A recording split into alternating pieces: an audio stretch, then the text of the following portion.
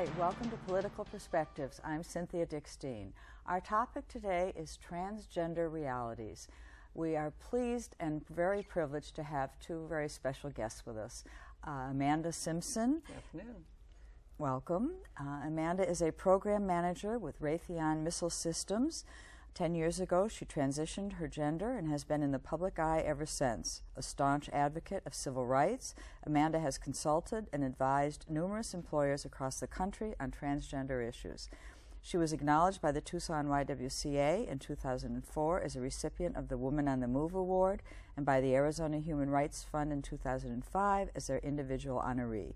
Amanda is on the board of directors of Out and Equal Workplace Advocates and the National Center for Transgender Equality.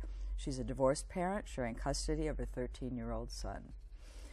Our second guest is C. Michael Woodward, who has led Wingspan's Southern Arizona Gender Alliance for 5 years until his recent promotion to Health and Wellness Programs Manager.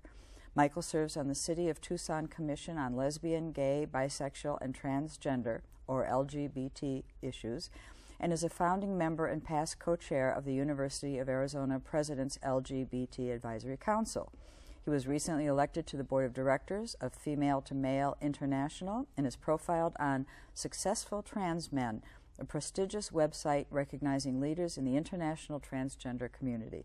He lives on the southeast side with his life partner, Cindy Garrison. Welcome to both of you. Well, thank you for having us. Michael, can you start and talk about the different language that you use to describe yourself and the terms that are acceptable and not acceptable and define them for the audience? Sure. Well, I think that one of the things, a lot of people really kind of have trouble separating sexual orientation from gender and gender identity and sex and those different types of terms. So sex, in the way that we define it, is your body parts, the bits and pieces you were born with. And then gender is really more the way you are internally, or how you present yourself, who you are in the world. Okay, and that's kind of based on society's expectations. And then you can break gender down into a couple different categories. There's gender expression, and that's, let me start with gender identity actually. That's who your brain psychologically you believe yourself to be, and that may or may not match with your body parts. Okay. And then gender expression is how you show your gender to the world. Your clothing, your mannerisms. You know, men sometimes wear facial hair, women may wear skirts. Those are gender expression. And then, and that all those things are separate from sexual orientation. And so sexual orientation is, of course, who you're attracted to. You know, gay or lesbian or straight. And transgender people can be any of those, gay, lesbian, straight, or whatever other word they choose for themselves. Mm-hmm. Now, within the transgender community, you hear lots of different words as well.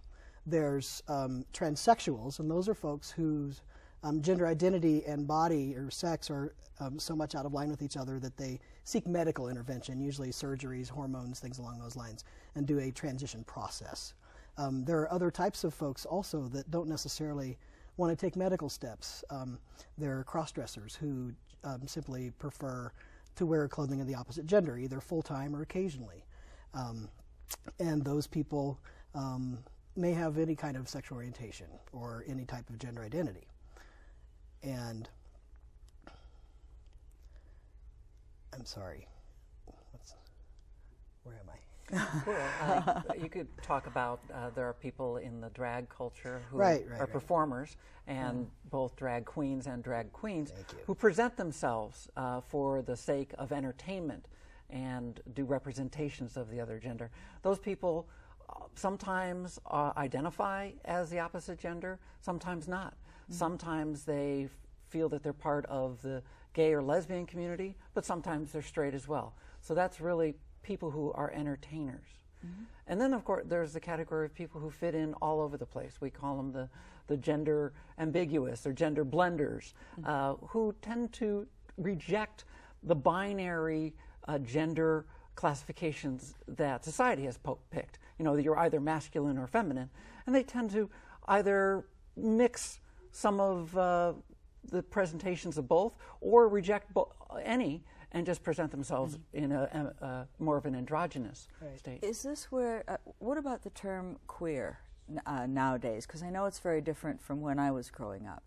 So queer is one of those words that has been used against the community as a slur or whatever. And what we try to do is to reclaim words so that they're empowering to us rather than weapons used against us. So, I mean, and it's kind of a generational thing too, because a lot of, as you say, folks that grew up, earlier experienced that discrimination with that word, and younger folks now are claiming that back. And so we try to be respectful, though, of people and not pin any label on anybody and let everyone self-determine their own labels, if you will. So if somebody says queer today, is that all-encompassing?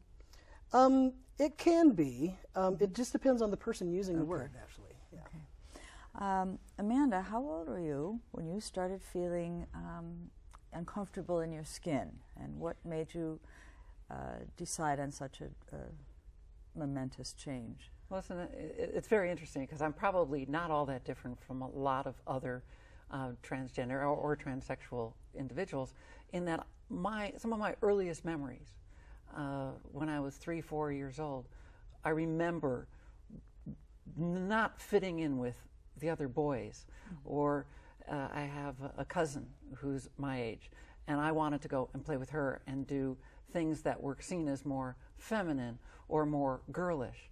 Of course, those things weren't really appropriate back in the 60s, and I didn't get the support and guidance, or I wouldn't say guidance, but when we talk up to our parents approve and disapprove of some of our actions.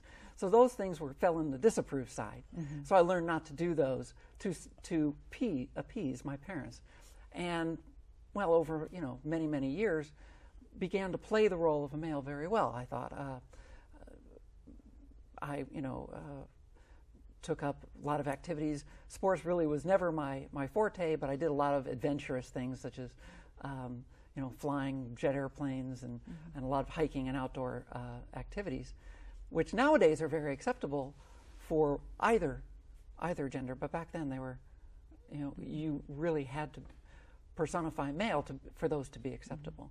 It really wasn't until my late 30s, primarily with the advent of the internet, that I found out that my feelings were not my own exclusively, that there were other people out there, people who had successfully transitioned their gender from, in my case, male to female, or from, as Michael, from female to male, and led very successful lives.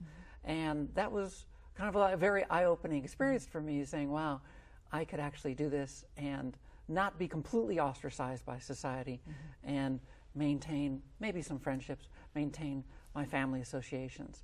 And so it was like about 10 or so years ago where I began that journey. So it wasn't really an epiphany, it was a gradual process, and the internet started your thinking. Yeah, it wasn't that one morning I woke up and said, oh, gee whiz, I'm going to be a woman, and that's when it started. It was a long process of evaluating what was right for me, and that meant some counseling, talking to therapists, finding out what was going on, doing a lot of research, and talking to people in my industry about whether or not I was going to be able to retain my job, working with my family, discussing not only to my siblings and my parents how they would respond or how they were going to deal with it, but also to my son, who was 4 years old at the time, finding out how he was going to be best deal with it, but then also some of my cousins and nieces and nephews. How were they going to explain it to their families? Because the ramifications, it's that rock that gets thrown in the lake. There are quite large ripples that go on for quite some time.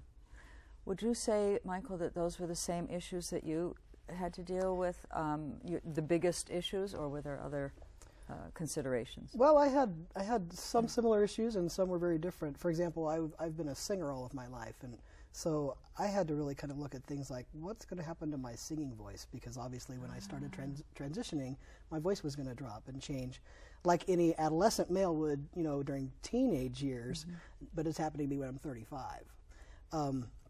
For me, it was more a lack of awareness around transgender people. I always felt very masculine, but I identified as lesbian for most of my adult life until one day I was talking to someone who kind of outed themselves to me and said, oh, well, I'm going to go through this process and I'm going to start living as a man. And I was like, oh my gosh, I had no idea you could actually do that. You know, and it was very kind of like an epiphany, really. It was very very enlightening to me, and like as soon as I had the idea that I could do that, I started on that process.